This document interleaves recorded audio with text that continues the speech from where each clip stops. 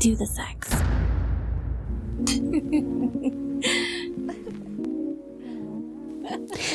Today's Locker Room Talkin' Shots topic is from gaslighting to love bombing, dating red flags that should send you running. And I'm excited about this topic because, well, not only because it's going to help y'all in your dating and sex life, but also a lot of the things we're going to talk about today, we all need to stop and take a look at ourselves. Because a lot of them, while we like to post about the awful person who's done these things to us, if we're really honest with ourselves, we've also done them to other people. And so this is an opportunity to improve your dating life, but also improve yourself. And I'm extra excited because we have a professional here to help us really understand what they are. My guest is a returning guest from one of my favorite episodes on Why People Cheat. If you haven't listened to it, you're going to want to. I learned a lot. And my guest is Dr. Deb Laino, sex and relationship expert. She is an author, a professor, and a major media contributor. And she is going to talk us through some of these terms. But Deb, can you reintroduce yourself for the listeners who may not have listened to the last podcast you were on? Yes, and thank you for having me back on. It's always a pleasure.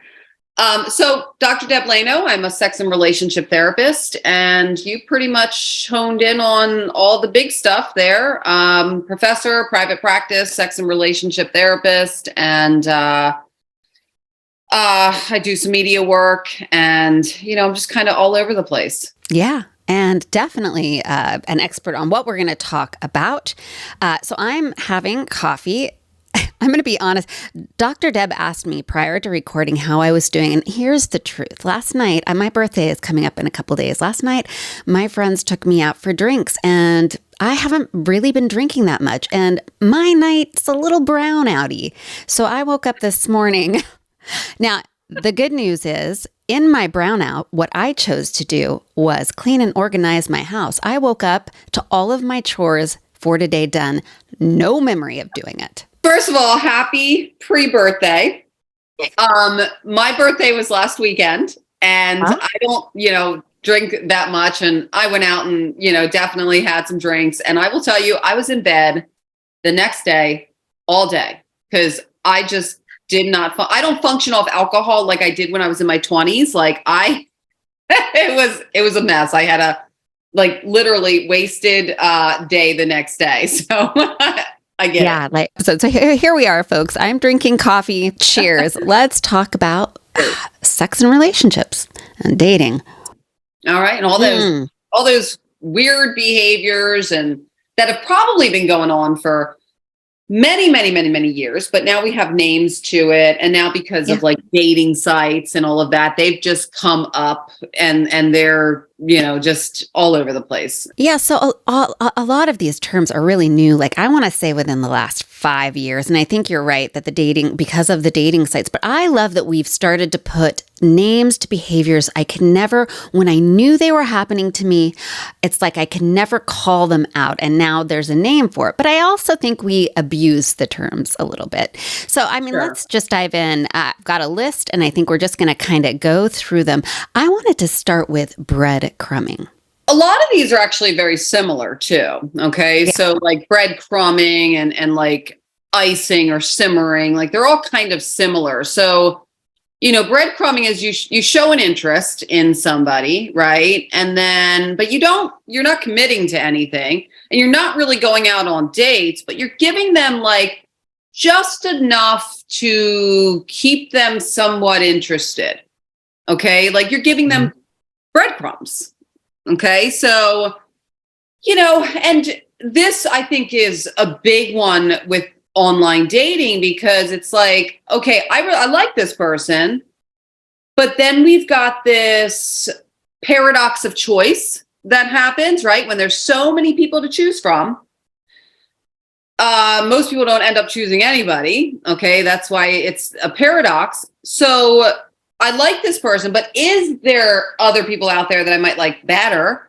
Okay. Maybe, so I'm going to keep this person, around. Okay. I am interested. I'm going to give them a little bit. Okay. But I'm never really going to follow through. Yeah. Yeah. I've definitely had that done. And I've definitely done that. Both of them. Yeah. But I mean, think about it. Never before in history have you been able to have access to all of the opportunities that we have now in the dating world. Okay. Like before, you would go to, the local few bars around your closest area.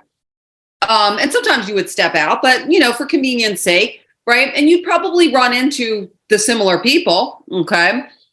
Now, there's thousands and thousands of people at your, fingertips. So what is, you threw out simmering and icing. What are those? They're actually pretty similar. So simmering, well, let's start with icing. Okay. Like you convey interest in someone. Okay. But you also let them know that right now you can't be with them. Okay. Like you got other stuff going on. All right. So I'm going to put you on ice for now. Now, what the other person has going on could be legitimate. It could be work stuff, or it could be other dating opportunities. Right. Okay. And then simmering is expressing an interest, but you're kind of stringing them along for a long while. Okay. And it may or may not end up in something. Okay. So they're all kind of similar. Okay. Like icing, simmering, breadcrumbing, but you keep with simmering, you keep them at more of a comfortable distance. Okay. Like you don't want them all up in your business. Okay. But you are talking to them, occasionally. You let them know that you have an interest, but I'm doing other stuff too. Yeah. And it is funny. I think everybody does these to some extent at some point of time in their dating life. And I think you're right that the access to so many people has changed things. Also, I think because as we're talking, I'm trying to think of when I've done this, why. I think I've done these things without bad intention. I think I've done these things just because I'm like, oh, I'm just trying to figure out what you're about. I also have this person who's also interesting to me. But I do think people also do it where it's harmful, and where I think I've had it done to me is like when someone is making me feel like they're really into me, but they just need time but they have no intention of ever following through. They're just kind of playing me out, or trying to get me in bed, or having sex with me, and with the promise. Now, this doesn't happen to me anymore, at this point in my life, but I can call these things out and, whatever. I just have a different take on dating and stuff like that at this point. But, when I was monogamous, and when I was young, and when I was looking for the one, and I know there are plenty of women my age who are still doing that, this was something that would happen to me. But a guy would be using me for sex with no intention of being the one down the road. And I was like, but maybe he will, but he will not ever. That will never turn into anything. Yeah. So intention, right, is a big thing. I mean, there's definitely manipulative people out there that will do all of these behaviors with an intention of getting what they want, whatever that is. Could be sex, could be money, could be, who knows. And then, just kind of not really having any thought of you in the future. Okay. So, and then there's the people again that, they don't want to hurt somebody's feelings. They really like the person, but they're also, maybe they don't know how to tell the person. Maybe they're conflict avoidant. And if they say, look, I really like you, but I don't want to get into something serious right now. I do want to date. I hope that we can still date too, so that, everything's kind of open and clear, and, there's no weirdness or anything like that. Like some people,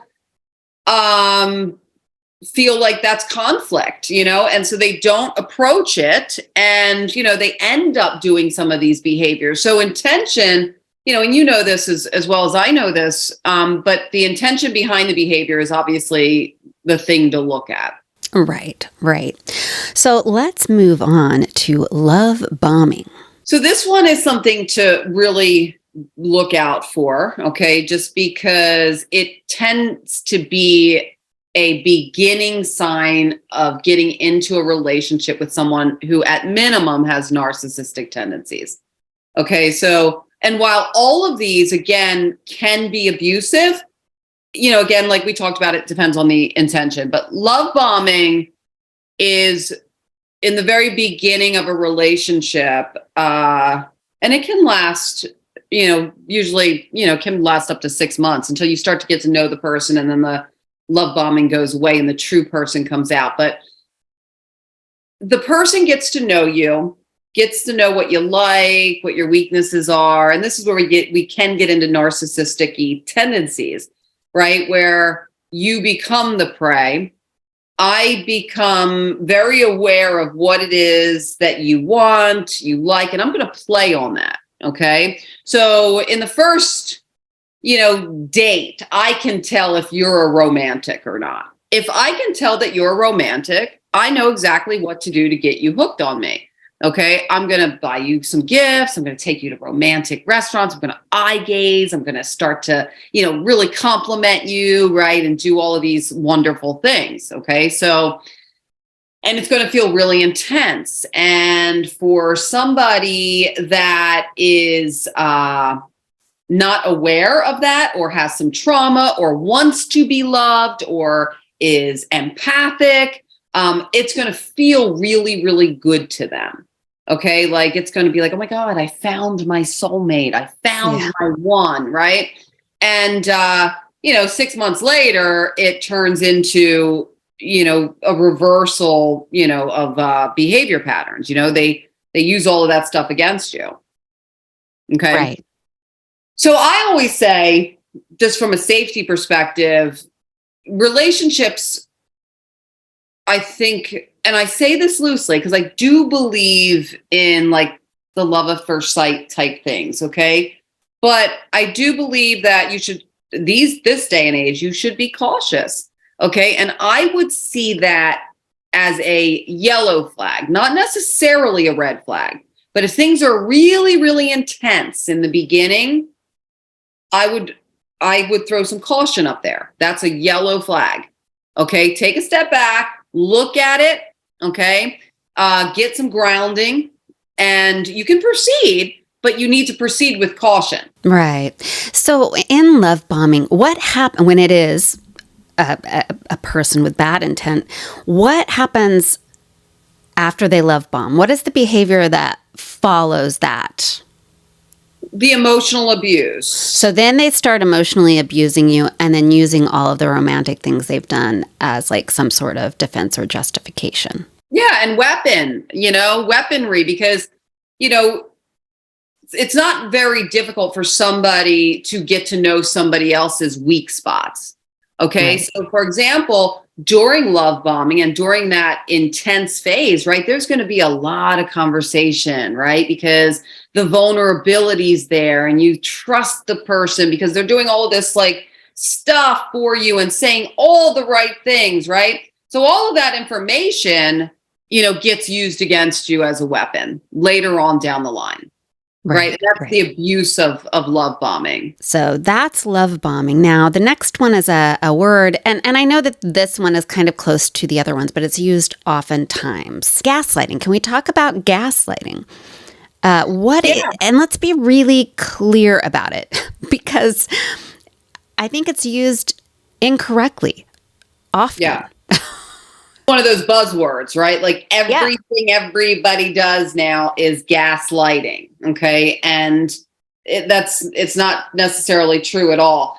Gaslighting is when somebody turns the situation around on you. Okay. And there's different layers and levels of it and different ways to look at it. Okay. So we'll look at those. But if I'm having a conversation about something that you did, okay? Hey, Annette, this really hurt me, and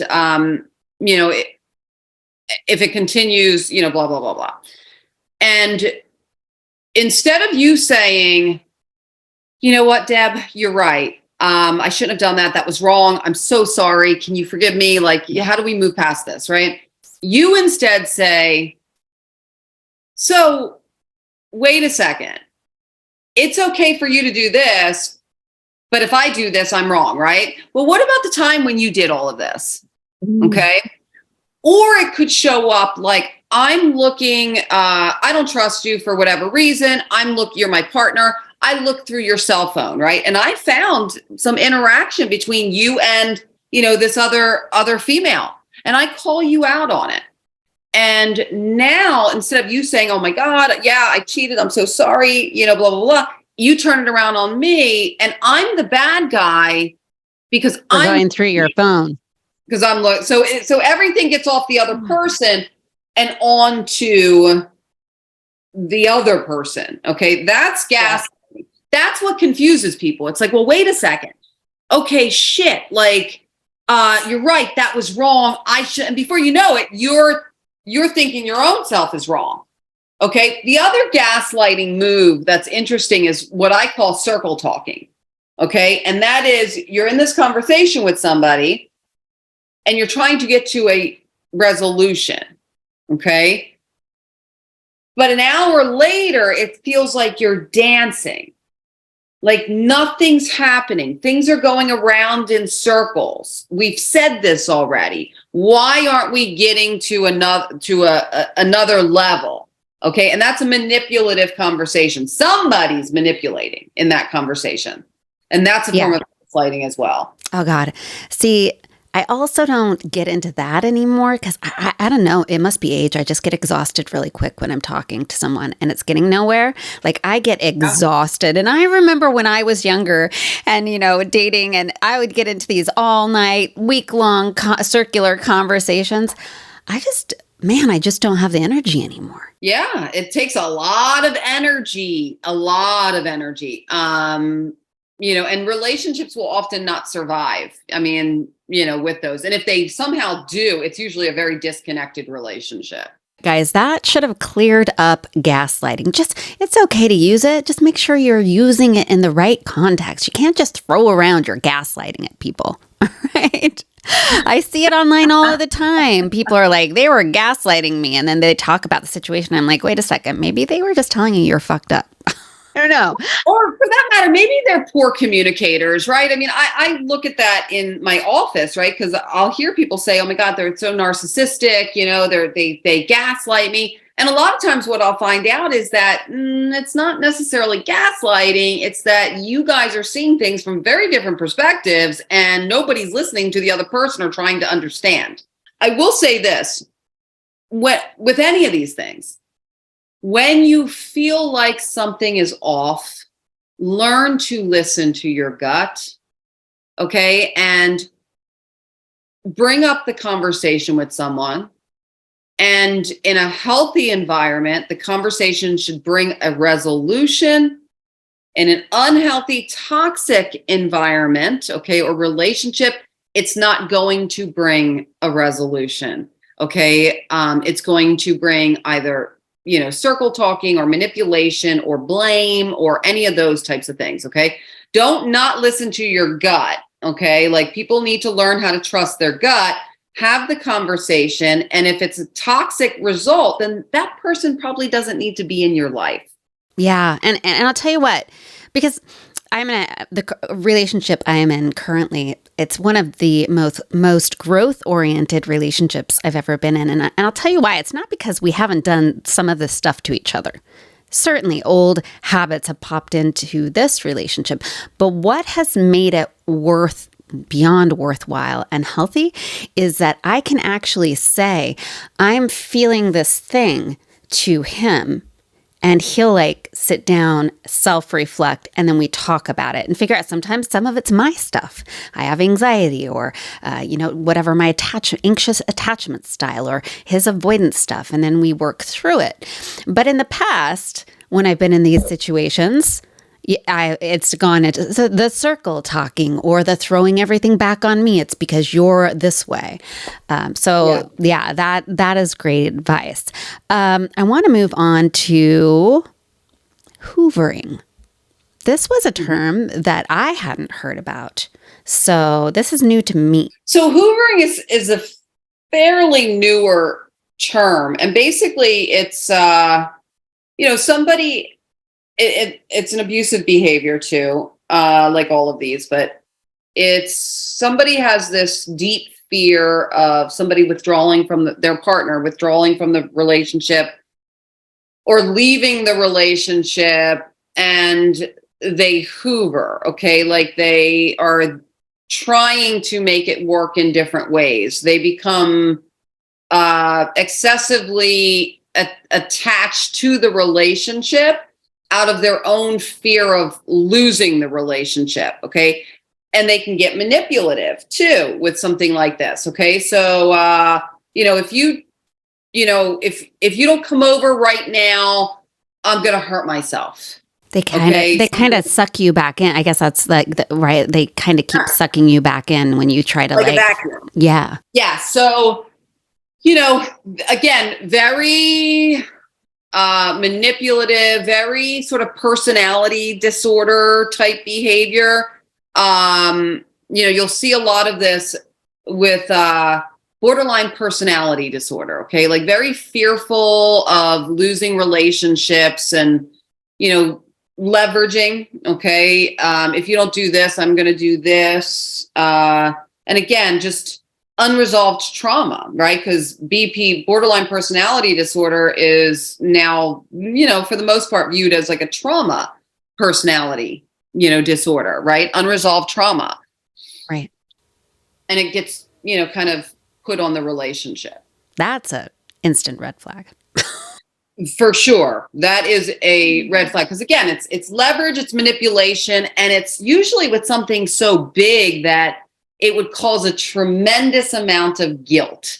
Okay. And that's the goal, right? If you don't do this, I could make you feel a really bad way.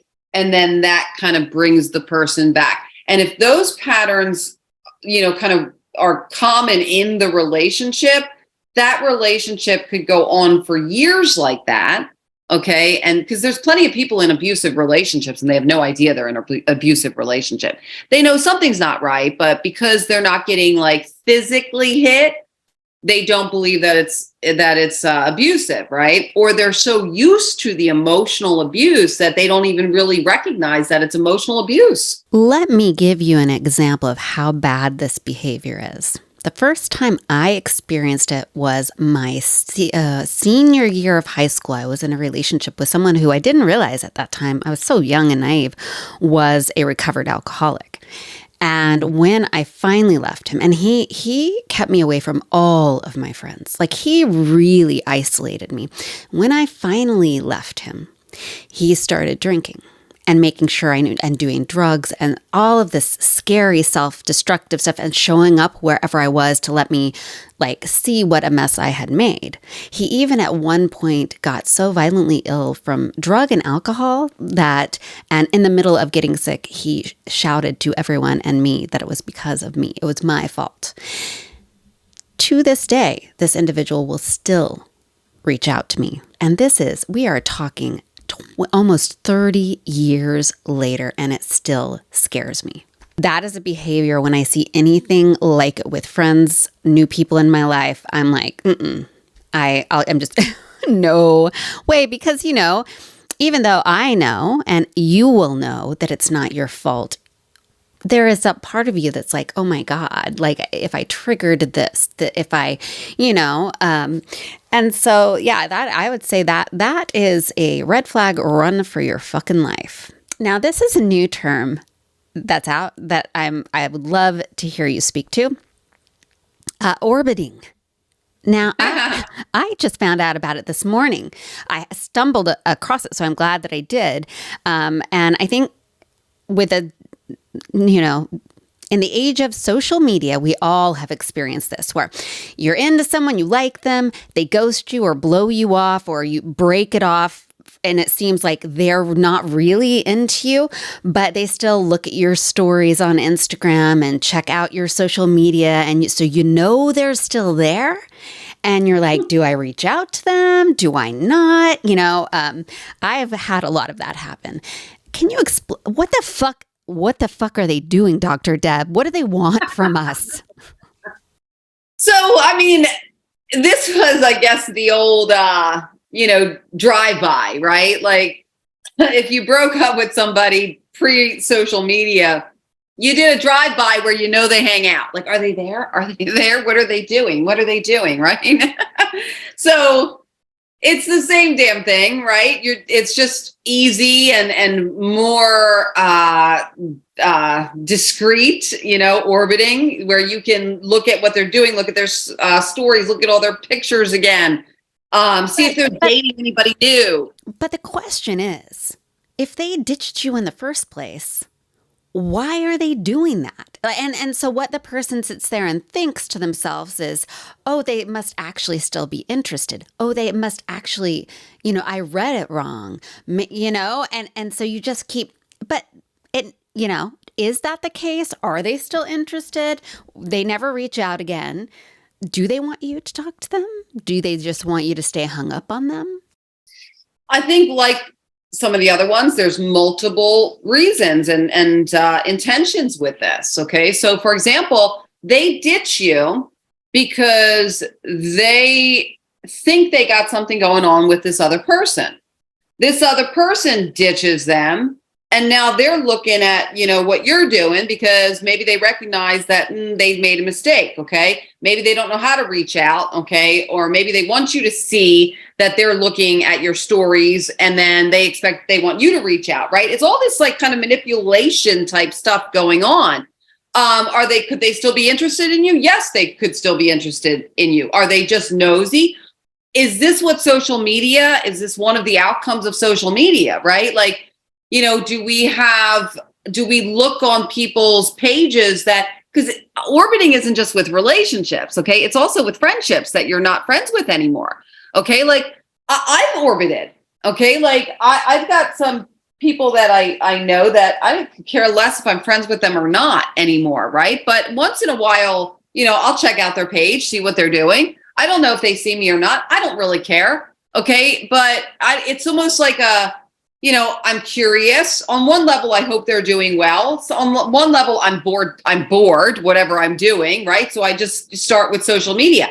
I mean, look at what social media can do. And anybody that's on social media has likely done something like this. Okay. If it becomes obsessive or, compulsive or whatever, then obviously it's a problem. But, I think these types of things are the result of, social media and technology. Yeah, you see it on dating sites too. Some of the dating sites you can orbit on. We've got all of this access to people's lives. And I think that it creates curiosity and interest and maybe a little bit of obsession. So do you feel that orbiting is an unhealthy behavior? You're right. It used to be, when I was a little girl, people were just gone. Like once you cut them off, especially if they were long distance, you didn't have access to anybody. They were just literally gone from your life unless they decided to write a letter, which I think led to healing faster if that's what you truly wanted. And that's why in relationships or whatever, I'm very aware of when I'm done, I'm done. So do you think it's healthy or unhealthy? I think it depends. Okay. To your point there, if, you've been broken up with, and the person's orbiting and you see that they're orbiting, or you're checking out their stuff, that's going to be tremendously unhealthy, and it's going to prolong healing. I see that actually a lot in my office, and I have to tell people, like, you need to get off of social media. Like, you need to block this person, or you need to get off of social media until you have the strength not to do that. Or for that matter, if you see somebody orbiting an ex or a friend or whatever, and that's making you uncomfortable because you're getting all these thoughts, well, maybe they're still interested, I don't know what to do, it's causing you stress. Take your butt off social media, okay? Because you're likely going to get involved in some toxic, communication pattern, with this person. That makes sense. That makes sense. All right, I've got 2 terms left. I'm leaving the big one for the end because it is way overused, and I'm going to have you clearly define it. But before we get to it, maybe the second biggest one is ghosting. People have so many feelings around ghosting. I am going to tell you up front, Dr. Deb, I love being ghosted if it's early on. If back when I was dating, no, my boyfriend right now could not ghost me. I'd hunt his ass down. But when I was just in the dating phase and trying to meet people, and I'd have some people I'd get kind of excited about, and then they'd ghost me. And I always tell people I was so thankful for it because I don't want to know why you're not into me because I don't know you well enough to give a fuck. It's not about me. You don't know me well enough to affect my self-esteem. You're just not into me. It's about them. It's their stuff. And I don't want an explanation. I don't need to talk about it. You can just fade into nothingness. And I liked that. I was not one who wanted to give someone a chance to say, who didn't really know me, to say something kind of that would make me feel bad about myself. I just moved on, in a couple weeks, I'd forgotten about them. But some people are really, man, it really gets to them. I would love to hear what it is, the behavior, what are your thoughts on it? So your outlook there is awesome. It's the way it should be, right? I mean, and it's the truth if it happens in the beginning. Okay. Yes. Because there's no emotional tie made. I think where ghosting becomes a problem is, the third date, and each date was intense and it felt good. And person A really wants a relationship and gets really into person B being the ghoster. 3 dates in, everything's going great, and sometimes people, they fantasize about what the future is going to look like, right? Before they ever should. I mean, we've got all these nuances that go along with this. And then the person just completely disappears off social media, dating sites, right? And they're left wondering what happened. Did I do something? I mean, think about it. By the third date, things can be very intense for some people. We could even throw love bombing into this mix a bit. But it can be hurtful. Okay. And I think that that's what happens. And it can actually cause, all of these behaviors can cause minor to moderate PTSD symptoms. Okay. So for example, by the third date, and I'm not saying this is healthy either, and I feel connected to you and we're having a great time, and I'm starting to tell my friends about you, things are great. And I get ghosted, and then I start to question myself. And then I go out on another date when I sort of heal from this, say a month later, and the same thing happens, right? That becomes, who do I trust? How do I start going on dates? And how do I actually trust people when I feel these feelings?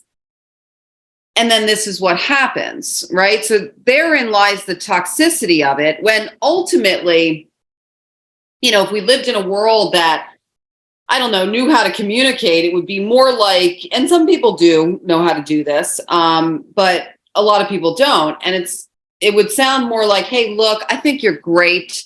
I don't really feel an intimate spark between us. I'd love to hang out, but I just want to let you know that, we could be great friends, but this is where I'm drawing the line, right? Because it's almost like they think they're going to hurt the person's feelings. Well, if you ghost them, you're going to hurt them even more, so it's yeah. But again, in the beginning, you go on a first date, it was okay. You give them a second chance, it was okay. And then they disappear. Your perspective there is the perfect thing to take, platform to take, thank you, because, I know this is about you and it's not about me. Okay. And I'm not going to, take that personally. Okay. But there's got to be some, I think when you're doing that, and you let me know, or let us know, like you haven't given yourself, like you're not into it 100%, right? Because, and that person that does get into somebody really fast, they may need to check, what's driving that. I'm not someone who will look at the future with someone else until I am way down the road. I'm going to be honest with you. Even if, and I did back, and this was back when I was dating quite a bit. I even had times where after, we had sex and the ghost, and it wasn't like, when I say I was ghosted, it wasn't like I was reaching out. It was like just silence happened. And I was like, pretty sure. And it didn't affect me. But I go into things knowing it takes a long time to know when a person is the right person for you. It takes and I am talking a long time. There's some on TikTok, relationship woman on TikTok right now selling this book to women. And women are eating it up. 3 months, no kissing before you kiss a person, and then you're in the clear, and this is how you're going to find the man of your dreams. And I'm like, this whole 3-month thing is bullshit. I mean, it is like, it can take 6 months or a year before we really start seeing things that we're going to deal with. We're all at my age. Once you're in your 30s, 40s, man, we're coming with some baggage. And there are things that pop out between me and my partner now. We're 2.5 years later, new behaviors that we're like, okay, how are we going to deal with this? This is affecting our relationship. And for me, I just really, not until I actually sat with a person and we both say, hey, this is something we're doing, right? This is, and have that conversation. I'm starting to feel something for you. Are we going to keep doing this? Have that conversation before you get invested, right? Like I really first worked on loving myself to the point where it was like, I'm not going to let some jackass who slides through my life for like, whatever, a couple weeks or a month derail my work. Fuck that. No, you can't give your health away that easy. But Annette, on the other side of, the 3-month thing, there's this, I think she's a comedian rolling around on, I don't know, Facebook, Instagram Reels. And she actually kind of makes a little sense. And she goes the exact opposite. And her basic tenet is this: I'm going to fuck somebody sooner, right? Because I need to know if you can fuck with my body before I allow you inside my head and my heart.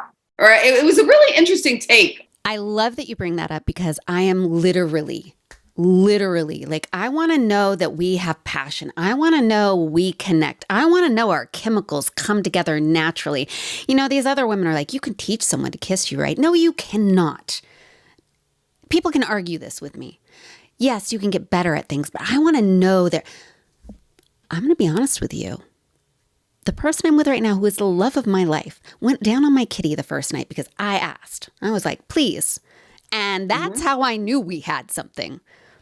I mean, maybe the first person ever to, in a car, take care of my business 10 minutes flat. I was like, huh. Well, that's... And I was just horny that night. And I was like, I want to take care of some needs. And I'm kind of digging this guy on the state. I in no way thought we would end up where we are today. But I would never put 3 months into someone without knowing how we feel when we touch. And this idea that you don't get attached to someone unless you touch them and kiss them is bullshit. You can fall heavy in verbal exchange. That's sex. That's like, you get, anyways, we could talk about that, but I know that's not what you're here for. I have strong feelings. I agree with the comedian. Fuck that dating coach, whatever her name is. But the final term that I want you to clear up, and you've used it throughout this, I always hear people calling their exes or someone they're angry at a narcissist. And it is a term that I think is dangerously abused, because true narcissism is truly, in my opinion, scary. Like it's a big deal. And the people who are true narcissists, I think, as I understand it, and I'm not educated to your level, are really dangerous people.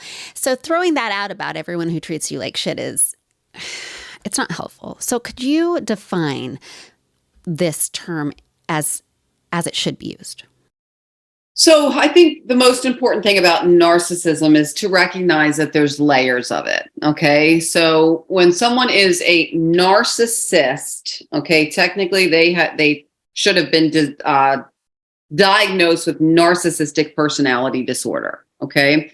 That is the person that really doesn't have remorse. Okay. Is very self-involved, manipulative. Okay. Narcissism is usually unresolved trauma.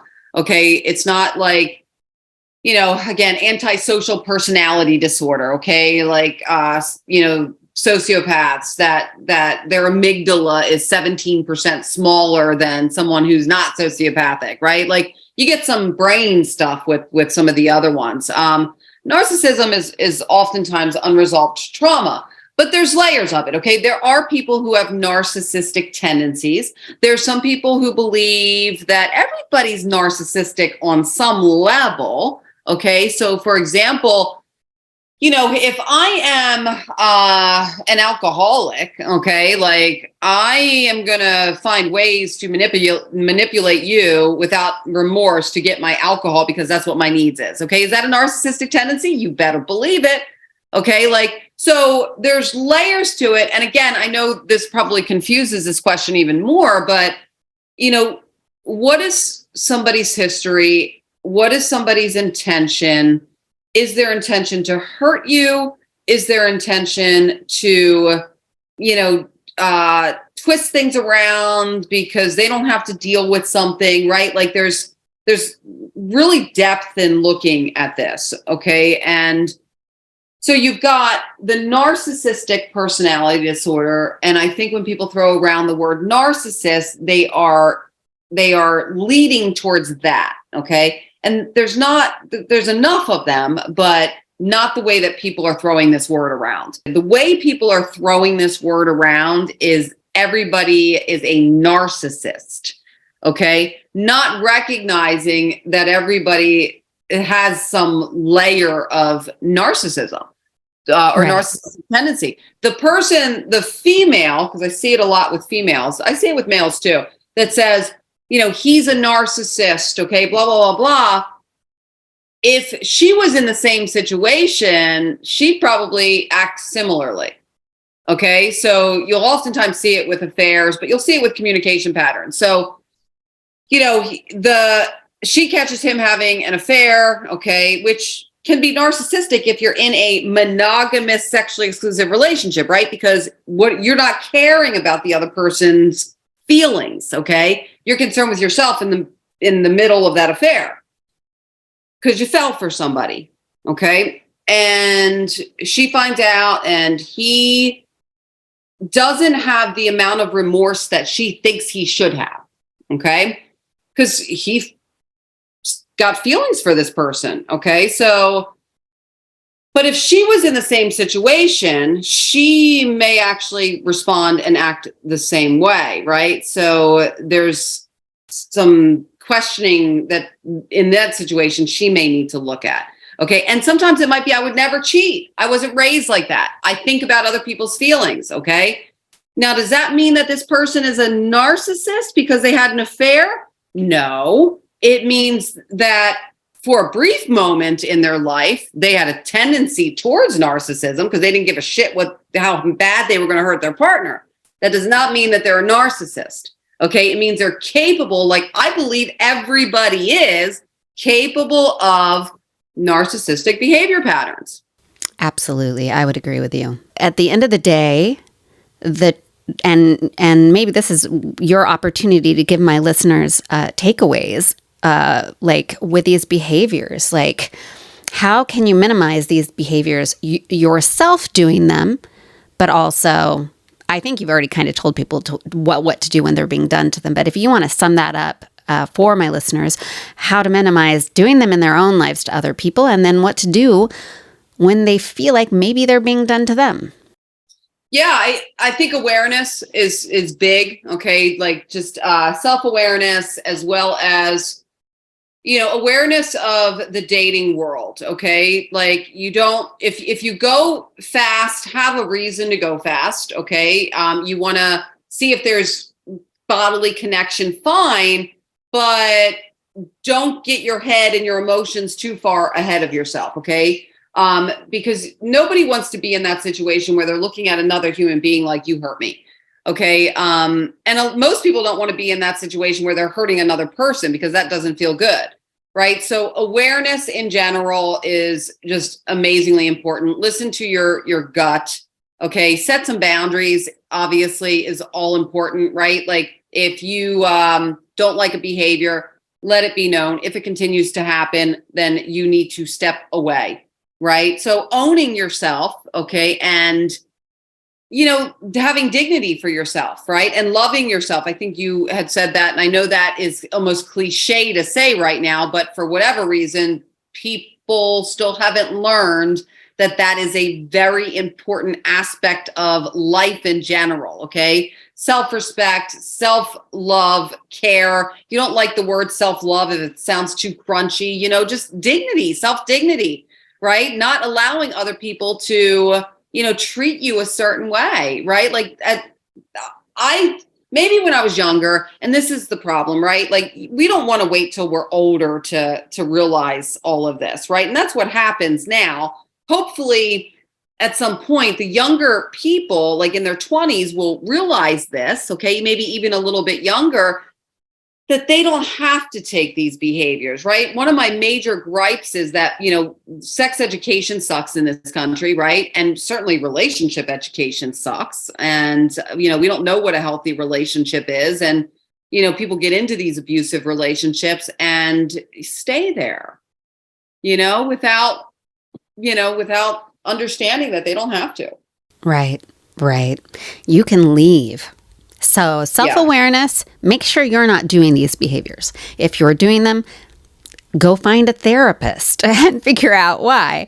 Yeah, and understand why you're doing them, right? If you're a poor communicator, work on the communication. If you're doing it because I've had people tell me in my office, I'm doing this because I like how it feels. Oh, shit. Yeah, that's different than like, I don't know how to tell the person, like, I don't want to, hurt their feelings, right? Or, there's different intentions and that's got to be looked at. Yeah, absolutely. Do the work, man. Do the work on yourself. And that's a lifelong job right there. And if you feel like something's being done to you, don't jump to the conclusion that it's all bad, but bring it up. You've said again and again, trust your gut.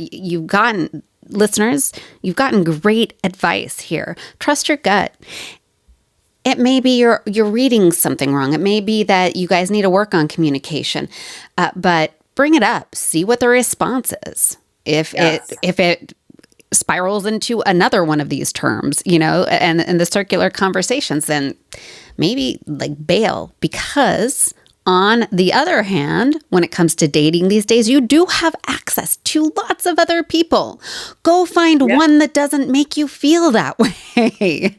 Yeah, for sure. So, I feel like we've done a lot here today, Dr. Deb. Yeah. And we even missed one real quick. Cuffing season. Be careful of this, ladies and gentlemen. So somewhere around September timeframe, right? You start to feel like fall's coming in, right? And cuffing season is basically September to about little post Valentine's Day, right? Pre-spring. So you want to like hunker down with somebody for the winter, okay? But then spring, summer comes in, you want your freedom. So the breakup happens so that, you go down the beach and have fun, hook up with whoever you want. But, during the winter when there's nothing to do, you want a partner. Watch out. When the weather turns, if someone's suddenly so sweet to you that's been breadcrumbing you along, you know that they just want someone to like get them off through the winter. Oh, man. Wow. These all go together quite interestingly, don't they? It's a puzzle. Yeah. Yes, they're all very interconnected. And you'll see people who have all of these behavior patterns all at once. Ron, Deb, can you give my listeners how they can find you and get a hold of you, whatever you have to offer? Let's let them know because, obviously, it's very clear Dr. Deb has a lot of good answers for us. Yeah, just go to my website at yoursexdoc.com and all the information is there. Yeah, and I will have links, of course, in the description. Do check her site out. She's got some great videos up, and I love these talks with you. I learn a lot. I know my listeners do too. So thank you for cutting out some time for me today. Yes, thank you for having me. And I will see you again soon. Yes. And listeners, I will see you in the locker room. Cheers. Ring loop.